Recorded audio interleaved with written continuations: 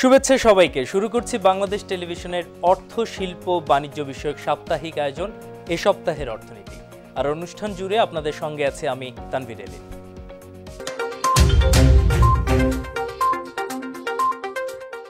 মূল অনুষ্ঠানে যাওয়ার আগে দর্শক দেখে নেওয়া যাক কি থাকছে আমাদের এই পর্বে। চলতি বছর জিডিপি প্রবৃদ্ধিতে শীর্ষ 3-এ অবস্থান বাংলাদেশের, দক্ষিণ এশিয়ায় সবচেয়ে এগিয়ে। 44টি দেশে করোনা ভাইরাসের চিকিৎসায় ব্যবহৃত 5টি ওষুধ রপ্তানি করে বাংলাদেশের আয় $100 মিলিয়ন। আগামী মাসে বাণিজ্যিকভাবে উৎপাদনে আসছে পটুয়াখালী পায়রা তাপবিদ্যুৎ কেন্দ্রের 660 মেগাওয়াট ক্ষমতা সম্পন্ন দ্বিতীয় ইউনিট। এবছর হচ্ছে না আয়কর মেলা, প্রতিটি কর অঞ্চলে নভেম্বর মাস জুড়ে থাকছে নানা কার্যক্রম। এবং থাকছে পুঁজিবাজারের বিশ্লেষণ সহ অর্থনীতির নানা খোঁজখবর।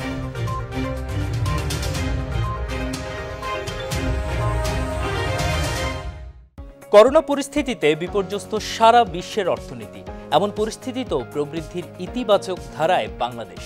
আন্তর্জাতিক মুদ্রা তহবিলের সর্বশেষ প্রকাশিত ওয়ার্ল্ড ইকোনমিক আউটলুকে বলা হয়েছে, দক্ষিণ এশিয়ায় জিডিপি প্রবৃদ্ধিতে সবচেয়ে এগিয়ে রয়েছে বাংলাদেশ। মাথাপিছু মোট দেশজ উৎপাদনে ভারতকে ছাড়িয়ে যাচ্ছে বাংলাদেশ। আন্তর্জাতিক মুদ্রা তহবিল IMF বলছে, 2020 পঞ্জিকা বর্ষে বাংলাদেশের মাথাপিছু জিডিপি হবে $1,888, আর একই সময়ে ভারতের মাথাপিছু জিডিপি হবে $1,877। IMF ওয়ার্ল্ড ইকোনমিক আউটলুক প্রকাশ করেছে, সেখানেই এই পূর্বাভাস দেওয়া হয়েছে। মূলত করোনার এই সময়ে ভারতের অর্থনীতি বেশি মাত্রায় সংকুচিত হবে বলে IMF বলছে। সে তুলনায় বাংলাদেশে এবার ইতিবাচক প্রবৃদ্ধি হবে। এ কারণেই এগিয়ে যাওয়ার সুযোগ এসেছে বাংলাদেশের সামনে। আমাদের প্রবৃদ্ধি হচ্ছে আমাদের স্টেবল পলিসি, আমাদের প্রবৃদ্ধির যে গতি, আমাদের রপ্তানি, আমাদের ইনভেস্টমেন্ট, মানব উন্নয়নের বিভিন্ন সূচকে আমাদের যে অগ্রগতি, সব মিলিয়েই আমরা এগিয়ে যাচ্ছি। এবং সেই দিক থেকে ভারতের দিকে আমরা বরং যদি দেখি, সেইখানে জিডিপির প্রবৃদ্ধির যে গতিতে আগাচ্ছিল গত কয়েক বছর ধরে, কিন্তু সেই গতিটা কিছুটা স্লথ হয়েছে এবং করোনার কারণে ইন্ডিয়াতে এফেক্টও হয়েছে বেশি। IMF এর প্রতিবেদন অনুযায়ী চলতি 2020 সালে সবচেয়ে বেশি জিডিপি প্রবৃদ্ধি অর্জন করা বিশ্বের শীর্ষ 3 দেশের একটি হবে বাংলাদেশ। বাংলাদেশের চেয়ে এগিয়ে থাকবে শুধু গায়ানা ও দক্ষিণ সুদান। সব মিলিয়ে চলতি বছরে মাত্র 22টি দেশের জিডিপি প্রবৃদ্ধি ইতিবাচক হবে।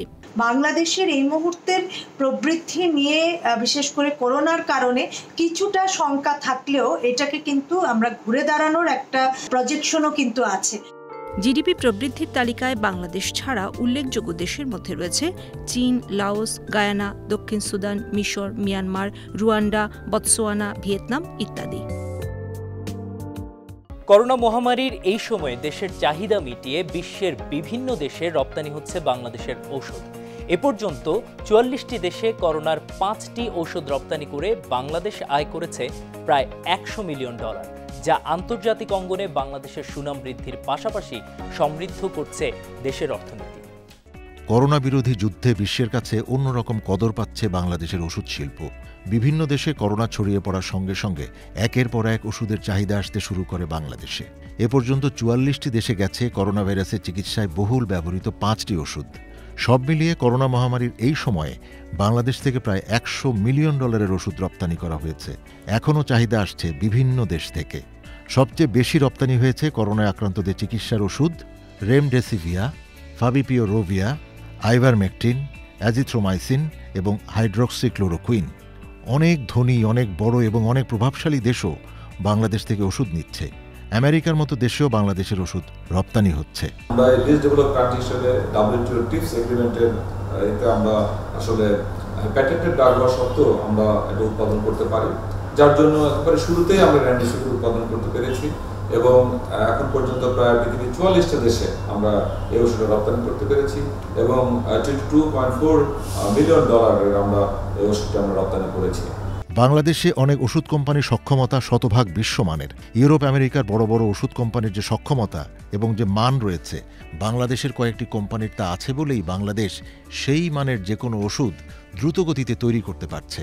এবার করোনায় যে ওষুধ নিয়ে যখন আলোড়ন উঠেছে, তখনই সবার আগে বাংলাদেশ সেসবের কোনো ওষুধ বিপুল পরিমাণে তৈরি করতে পেরেছে। এটা আমাদের ন্যাশনাল যে গ্রোথ, সেখানে এটা কন্ট্রিবিউট করছে। তো সেক্ষেত্রে আমাদের অর্থনীতিতে অবশ্যই এটা কন্ট্রিবিউশন রাখছে আমাদের ওষুধ শিল্প। যে আমরা একদিকে ফর্মুলেশনে আমাদের অবস্থানটা সুদৃঢ় করেছি, প্রায় 98% প্রোডাক্ট আমরা আমাদের নিজস্ব সোর্স থেকে এখন সরবরাহ করতে পারছি। মোরওভার আমাদের ক্যাপাবিলিটি হচ্ছে এমন যে আমরা এক্সপোর্ট করার যথেষ্ট সক্ষমতা আমাদের হয়েছে। এই প্যান্ডেমিক সিচুয়েশনে আমরা পেরেছি কেন? কারণ আমাদের রেগুলেশন কিন্তু এফডিএর মতো অত কঠিন না। আমাদের রেগুলেটরি অথরিটি অনেক পজিটিভ ছিল, নাম্বার 1। নাম্বার 2 হচ্ছে যে আমাদের রেগুলেশনও অনেকটা মানে কম্পেয়ার টু আপনার ইউরোপিয়ান জিএমপি অথবা এফডিএর চাইতে অনেকটা আমাদের রিল্যাক্স। এই সুযোগগুলো থাকার কারণেই আমরা কিন্তু প্রোডাক্টগুলো তাড়াতাড়ি দিতে পেরেছি। আগে থেকেই বাংলাদেশের ওষুধ বিশ্বের বেশিরভাগ দেশেই নিয়মিত রপ্তানি হতো। আমেরিকা, ইউরোপের বহু দেশে বাংলাদেশের ওষুধের চাহিদা খুবই বেশি। এর মধ্যে করোনা ভাইরাসের সংক্রমণ ছড়িয়ে পড়ার পরে যখনই যে ওষুধের বেশি কার্যকর হওয়ার তথ্য প্রকাশ পায়, আন্তর্জাতিক পর্যায় থেকে তখনই সেই ওষুধের চাহিদা আসে বাংলাদেশে। করোনা জয়ে এখন পর্যন্ত 44টি দেশে গেছে বাংলাদেশের ওষুধ। এর মধ্যে রয়েছে পাশের দেশ ভারত থেকে শুরু করে নেপাল, ভুটান, মালদ্বীপ, পাকিস্তান, আফগানিস্তান, ফিলিপিন্স, শ্রীলঙ্কা, দক্ষিণ আফ্রিকা, সুদান, ইরাক, মিশর, লিবিয়া, আরব আমিরাত, সৌদি আরব, তুরস্ক, Chile, Brazil, Mexico, Tunisia, Cambodia, Myanmar, Ghana, Mauritania, Malaysia, Singapore, পূর্ব তিমুর, যুক্তরাজ্য, Poland, Ukraine, Moldova, Nigeria, Cameroon, Somalia, Ivory Coast, Fiji, Ecuador, Colombia, Bolivia এবং পেরু। আরও কয়েকটি দেশে রপ্তানির প্রক্রিয়া চলছে। দর্শক, এবার এক নজরে দেখে আসি দেশ বিদেশের পুঁজিবাজার সমূহের সবশেষ আপডেট। শুরুতেই ঢাকা স্টক এক্সচেঞ্জের দিকে তাকালে দেখা যায় সপ্তাহ জুড়ে পুঁজিবাজারে সূচকের ঊর্ধ্বমুখী প্রবণতা ছিল। দ্বিতীয় চিত্রটি দেখলে আরও ভালোভাবে বোঝা যায় পুরো সপ্তাহ জুড়ে সূচকটির ঊর্ধ্বমুখী প্রবণতা বেশ শক্ত অবস্থানে ছিল। আগামী সপ্তাহের সম্ভাব্য অবস্থা বোঝার জন্য পরের চিত্রটি দেখে নেওয়া যাক। এই চিত্রে পিভট পয়েন্ট দিয়ে সূচকের বিশ্লেষণ করলে দেখা যায় কালো রঙের ট্রেন্ড লাইনটি ক্রস করে কোনো কারণে সূচকটি নিম্নমুখী হলেও তা সর্বোচ্চ 25 পয়েন্টের মতো কমে 4867 পয়েন্টে ব্যাকটেস্ট করে পুনরায় ঊর্ধ্বমুখী হওয়ার সম্ভাবনা আছে। এ পর্যায়ে দেখে নেওয়া যাক চট্টগ্রাম স্টক এক্সচেঞ্জের এ সপ্তাহের অবস্থা। গত সপ্তাহ জুড়ে সিইসির সূচক অনেকটাই ঊর্ধ্বমুখী প্রবণতায় ছিল। এছাড়াও বিগত এক মাসের মার্কেট অ্যানালাইসিস করলে দেখা যায় কিছুটা সাইডওয়েজ ছিল। দ্বিতীয় চিত্রটি দেখলে বোঝা যায় গত এক মাসে প্রায় 900 পয়েন্ট বেড়ে 13,700 পয়েন্ট থেকে 14,600 পয়েন্টে গিয়েছিল। এর মধ্যে 13,700 পয়েন্ট থেকে 14,600 পয়েন্টের মধ্যে অনেকটা স্ট্রং সাপোর্ট এবং রেজিস্ট্যান্স জোন তৈরি হয়েছে। এবারে নজর দেওয়া যাক দেশের বাইরের গুরুত্বপূর্ণ কয়েকটি পুঁজিবাজারের দিকে এবং প্রথমেই দেখে নিচ্ছি New York stock exchange composite ইন্ডেক্সটি।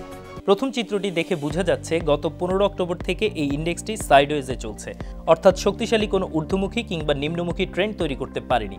এবারে দেখে নেওয়া যাক চীনের প্রধান পুঁজিবাজার সাংহাই কম্পোজিট ইন্ডেক্সের দিকে।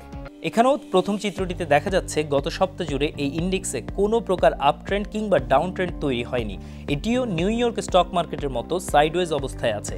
এ পর্যায়ে দ্বিতীয় চিত্রটি দেখলে বোঝা যায় 3360 পয়েন্টে সাংহাই কম্পোজিট ইন্ডেক্সটি একটি শক্ত রেজিস্ট্যান্স তৈরি করেছে এবং 3300 পয়েন্টে একটি সাপোর্ট জোন তৈরি করেছিল। দর্শক, এই ছিল এই সপ্তাহের পুঁজিবাজার বিশ্লেষণ। করোনা ভাইরাস মহামারী ওলটপালট করে দিয়েছে বিশ্বের অর্থনীতির চিত্র। বড় ধাক্কা খেয়েছে প্রমোত্তরীর ব্যবসা খাত। লোকসান গুনতে গুনতে অনেকেই জাহাজগুলো বিক্রি করে দিয়েছেন ভাঙ্গারির দোকানে। ফলে চাঙ্গা হয়েছে জাহাজ ভাঙা শিল্প।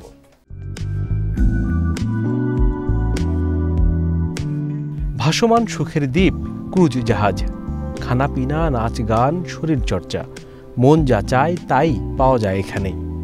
নীল জলরাশির ওপরে আলো ঝলমলে এই বাহনে হারিয়ে যেতে মানা নেই কারো। হাসতে খেলতে সময় পার হয়, আর সেই সময়ে বাহন ছুটে চলে দুনিয়ার এক প্রান্ত থেকে আরেক প্রান্তে। আর্থিক বিবেচনায় ক্রুজ ট্রিপকে বলা হয় পর্যটন শিল্পের সোনার হাঁস, যে হাঁস নিয়মিত সোনার ডিম পাড়ে। ক্রুজ জাহাজগুলোর আন্তর্জাতিক সংগঠন ক্রুজ লাইন্স ইন্টারন্যাশনাল অ্যাসোসিয়েশনের তথ্যমতে করোনা ভাইরাস প্রাদুর্ভাবের আগে প্রতি বছর 2.5 কোটি মানুষ বিলাসবহুল এসব প্রমোত্তরীগুলোতে ভ্রমণ করতেন। বছর প্রতি এই সংখ্যা বাড়ার প্রবণতা ছিল 1 মিলিয়ন, অর্থাৎ 10 লাখ। ইতালির ফিনকান্তিয়েরি, ফ্রান্সের STX ও জার্মানির মায়ার ব্যাফোর্ড, এই 3টি শিপইয়ার্ডেই বেশিরভাগ বিলাসবহুল প্রমোত্তরই নির্মাণ হয়। বছর প্রতি 20টির মতো নতুন জাহাজ যোগ হতো এ বহরে। কিন্তু এসব কিছুর ছন্দপতন ঘটিয়েছে করোনা ভাইরাস মহামারী। সে সময় জাহাজগুলো পরিণত হয় করোনা সংক্রমণের বড় কেন্দ্র বা হটস্পট হিসেবে। বন্দরে ভিড়তে বাধা দেয়া হয় জাহাজগুলোকে। অনেক জাহাজ সপ্তাহের পর সপ্তাহ, কয়েকটি আবার মাসখানেক ধরে কোয়ারেন্টিনে থাকে মাঝ সাগরে। ব্যবসা ওঠে লাটে। অর্থনীতির ভাষায় শাটডাউন পরিস্থিতির শিকার হয় এই খাত। মাসের পর মাস ধরে চলে এই অচল অবস্থা। ক্রুজ শিপ ইন্ডাস্ট্রির এই ক্ষতি পরিমাপ করা হয় প্রতি মাসে $100 কোটি।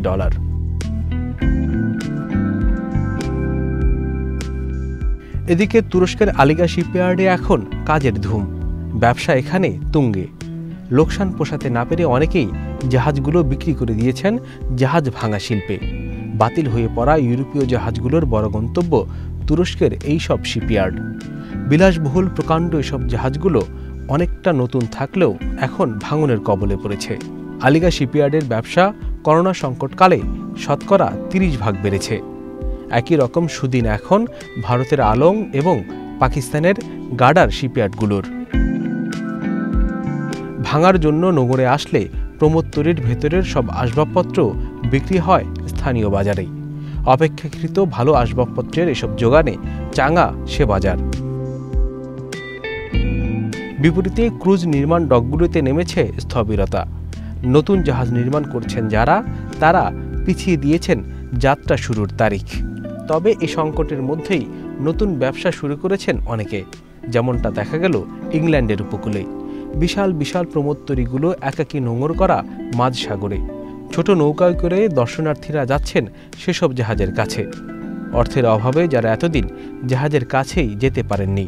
তবে করোনা সংকট না কাটলেও নিউ নর্মাল ধারণার ঢঙে আবারও চালু হয়েছে ক্রুজ ব্যবসা।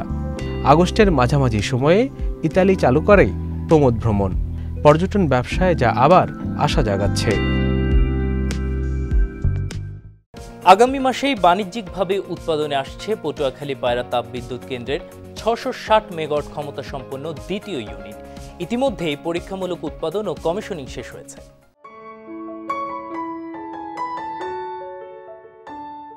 পটুয়াখালীর পায়রা তাপবিদ্যুৎ কেন্দ্র সম্প্রতি উৎপাদনে আসা দেশের সর্ববৃহৎ ও সর্বাধুনিক বিদ্যুৎ কেন্দ্র এটি। 660 মেগাওয়াট করে 2টি ইউনিট মিলে এই বিদ্যুৎ কেন্দ্রের মোট উৎপাদন ক্ষমতা 1320 মেগাওয়াট। করোনা মহামারীর মধ্যেও গত 15 মে থেকে প্রথম ইউনিটের বাণিজ্যিক উৎপাদন শুরু হয়, আর গত 26 আগস্ট থেকে শুরু হয়েছে দ্বিতীয় ইউনিটের পরীক্ষামূলক উৎপাদন। বাংলাদেশ এবং চীনের যৌথ উদ্যোগে পটুয়াখালী জেলার কলাপাড়ার ধানখালী ইউনিয়নে দেশের সবচেয়ে বড় কয়লা ভিত্তিক এই বিদ্যুৎ কেন্দ্র নির্মাণের কাজ শুরু হয় 2016 সালে।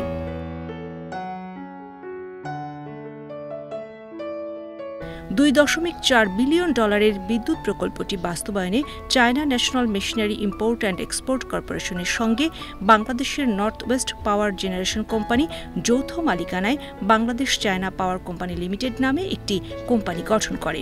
এতে উভয় দেশ সমপরিমাণ অর্থ বিনিয়োগ করছে। আমাদের প্রথম ইউনিট বাণিজ্যিকভাবে উৎপাদন শুরু করেছি, আর সেকেন্ড ইউনিট সেটাও কমিশনিং হয়েছে এবং পূর্ণ ক্ষমতা উৎপাদন শুরু করেছে। তো বাণিজ্যিকভাবে উৎপাদন শুরু করবে আগামী মাসের প্রথম সপ্তাহে সিওডি হওয়ার পরে। তো ইতিমধ্যে সেকেন্ড ইউনিটের সিওডি করার জন্য যাবতীয় যে টেস্টিং কমিশনিংয়ের কাজ, এটা প্রায় 80% কাজ শেষ হয়ে গেছে। আশা করি ফার্স্ট উইকে সিওডি সম্পূর্ণ করে আমরা বাণিজ্যিক উৎপাদনে যাব।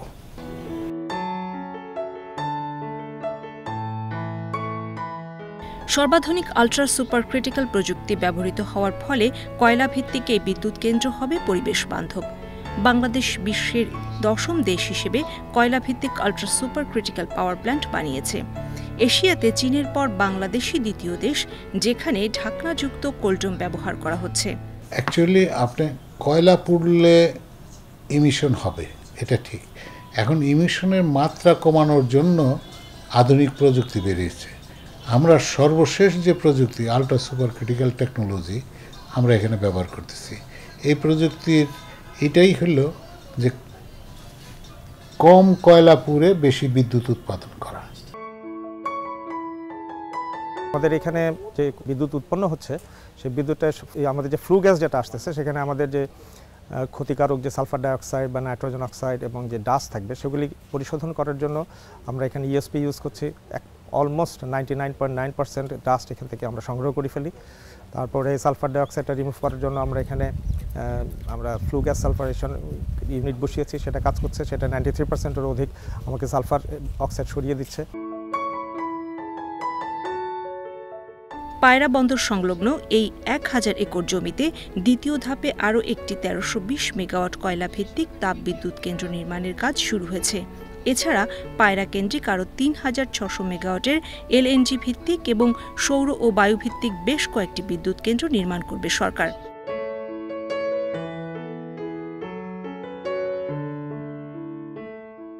পটুয়াখালীতে সরকারের বিদ্যুৎ উৎপাদনের পরিকল্পনা বাস্তবায়ন হলে দেশের ক্রমবর্ধমান বিদ্যুতের চাহিদা পূরণে এটি হবে একটি মাইলফলক।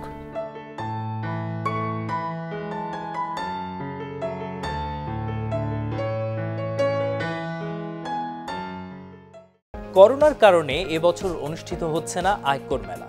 এর পরিবর্তে প্রতিটি কর অঞ্চলে 1 নভেম্বর থেকে আয়কর রিটার্ন দাখিলের শেষ দিন 30 নভেম্বর পর্যন্ত মাসব্যাপী নানা কার্যক্রম হাতে নিয়েছে জাতীয় রাজস্ব বোর্ড এনবিআর। 2010 সাল থেকে প্রতি বছর উৎসবমুখর পরিবেশে আয়কর মেলা অনুষ্ঠিত হয়ে থাকে। আয়কর মেলার মধ্য দিয়ে ধারাবাহিকভাবে সাফল্যের ধারা অব্যাহত আছে। কিন্তু করোনা ভাইরাসের প্রাদুর্ভাবে এবছর কেন্দ্রীয়ভাবে আয়কর মেলা অনুষ্ঠিত হচ্ছে না। এবছর করোনা ভাইরাসের কারণে আয়কর মেলা কেন্দ্রীয়ভাবে আয়োজনের পরিবর্তে প্রতিটি কর অঞ্চলে 1 নভেম্বর থেকে 30 নভেম্বর পর্যন্ত মাসব্যাপী নানামুখী কার্যক্রম হাতে নিয়েছে রাজস্ব বোর্ড। করদাতাদের 2020-21 কর বর্ষের আয়কর রিটার্ন দাখিল ও কর সেবা প্রাপ্তি সহজীকরণের লক্ষ্যে সকল সেবাই প্রদান করা হবে। রিটার্ন দাখিলের পর তাৎক্ষণিকভাবে করদাতাকে প্রাপ্তি স্বীকারপত্র প্রদান, কর অঞ্চলের তথ্য সেবা কেন্দ্র কার্যকর করা এবং এর মাধ্যমে করদাতাদের প্রয়োজনীয় তথ্য প্রদান করা, কর তথ্য সেবা কেন্দ্রে করদাতাদের জন্য প্রয়োজনীয় আয়কর রিটার্ন ফর্ম, চালান ফর্ম, সিটিজেন চার্টার ইত্যাদি সংরক্ষণের পাশাপাশি অফিস চলাকালীন তথ্য সেবা কেন্দ্রে প্রয়োজনীয় জনবল 2 শিফটে কার্যক্রম পরিচালনা করবে। এবার মহামারী করোনার কারণে আমরা আয়কর মেলাটা প্রতিবারের মতো কেন্দ্রীয়ভাবে করছি না। স্বাভাবিকভাবেই করার সুযোগ নাই বলেই করছি না। প্রতি বছর আয়কর মেলাটা একটা করদাতাদের জন্য একটা উৎসবের মতো একটি বিষয় ছিল। সম্পূর্ণ কেন্দ্রীয় আয়কর মেলার আমেজ না হলেও সার্কেলগুলোতে আয়কর মেলার মতো একটা পরিবেশ তৈরি করতে চাচ্ছি। পরিবেশ অর্থাৎ সেবা দেওয়ার পরিবেশ। পরিবেশ মানে এই নয় যে জনসমাগমের পরিবেশ। কর তথ্য সেবা কেন্দ্রে ইটিআইএন রেজিস্ট্রেশন ও রেজিস্ট্রেশন প্রদানের ব্যবস্থা থাকবে। প্রতিটি কর অঞ্চলের নিজস্ব ওয়েবসাইট কার্যকর ও তথ্যসহ হালনাগাদ করা হচ্ছে। জোন 4-এর অধীনে যে সমস্ত করদাতা আছেন তারা চাইলে নিজেরা মোবাইল থেকে বা কম্পিউটার থেকে চালান জেনারেট করতে পারবেন। তার ব্যাংক থেকে সরাসরি টাকাটা বাংলাদেশের ট্রেজারিতে যাবে এবং চালান জেনারেট করবে। সেই চালানটা প্রিন্ট আউট নিয়ে তিনি জমা দিতে পারবেন।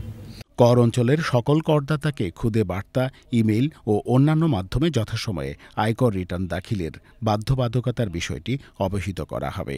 সরকার কর্তৃক বিভিন্ন সময়ে জারিকৃত স্বাস্থ্যবিধিসমূহ যথাযথভাবে পালনপূর্বক করদাতাগণকে প্রয়োজনীয় সেবা প্রদান করতে জাতীয় রাজস্ব বোর্ড অঙ্গীকারাবদ্ধ।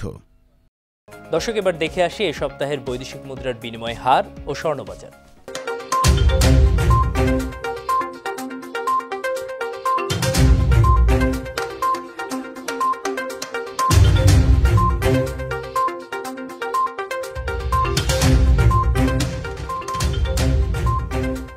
করোনার কারণে সৃষ্ট অর্থনৈতিক সংকটের মধ্যেই আবারও বেড়েছে স্বর্ণের দাম। আন্তর্জাতিক বাজারে দাম বাড়ায় দেশের বাজারেও 22, 21 ও 18 এই 3 মানের স্বর্ণের ভরি প্রতি দাম বাড়ানো হয়েছে 2333 টাকা। বাংলাদেশ জুয়েলার্স সমিতি বাজুস এক বিজ্ঞপ্তির মাধ্যমে নতুন এই দাম কার্যকর করে। নতুন দাম অনুযায়ী সবচেয়ে ভালো মানের অর্থাৎ 22 ক্যারেটের প্রতি ভরি স্বর্ণের দাম 2333 টাকা থেকে বাড়িয়ে নির্ধারণ করা হয়েছে 76,341 টাকা।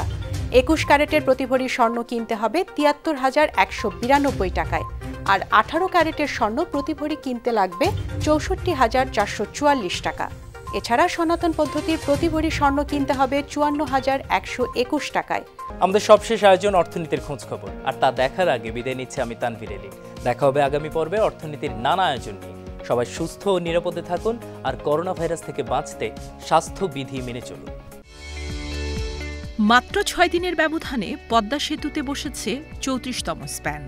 মাওয়া প্রান্তের 7 ও 8 নম্বর খুঁটির উপর স্প্যানটি স্থাপন করায় দৃশ্যমান হল সেতুর 5100 মিটার। গত 19 অক্টোবর স্থাপন করা হয়েছিল 33তম স্প্যান। 6150 মিটার দৈর্ঘ্যের পদ্মা সেতুতে মোট 41টি স্প্যান বসানো হবে। বাকি 7টি স্প্যান এবছর ডিসেম্বরের মধ্যে বসানো হবে বলে জানিয়েছেন পদ্মা সেতুর নির্বাহী প্রকৌশলী।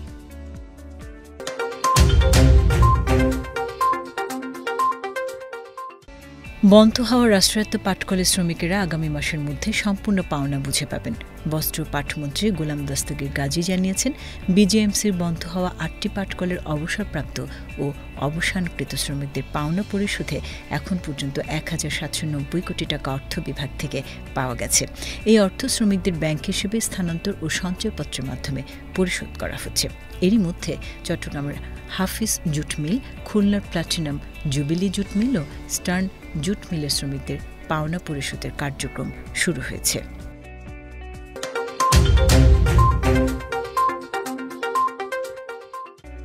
ভারতে পণ্য রপ্তানির ক্ষেত্রে যেসব জটিলতা রয়েছে তা উভয় দেশের মধ্যে আলোচনার মাধ্যমে সমাধান করে রপ্তানি বৃদ্ধি করা হবে বলে জানিয়েছেন বাণিজ্যমন্ত্রী টিপু মুন্সি। বাংলাদেশে নবনিযুক্ত ভারতীয় হাইকমিশনার বিক্রম কুমার দোরাইস্বামী তাঁর সঙ্গে সাক্ষাৎ শেষে বাণিজ্যমন্ত্রী সাংবাদিকদের বলেন, ভারতের সঙ্গে বাণিজ্য অর্থনৈতিক সম্পর্ক বৃদ্ধির প্রচুর সুযোগ রয়েছে। বাংলাদেশের রপ্তানি বাণিজ্য ভারতে দিন দিন বাড়ছে।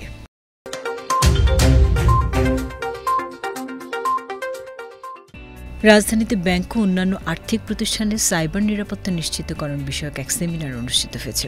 সেমিনারে বক্তারা সাইবার আক্রমণ থেকে নিজেদের প্রতিষ্ঠান রক্ষায় বাংলাদেশ ব্যাংকের পরামর্শ অনুযায়ী ব্যবস্থা গ্রহণের আহ্বান জানান।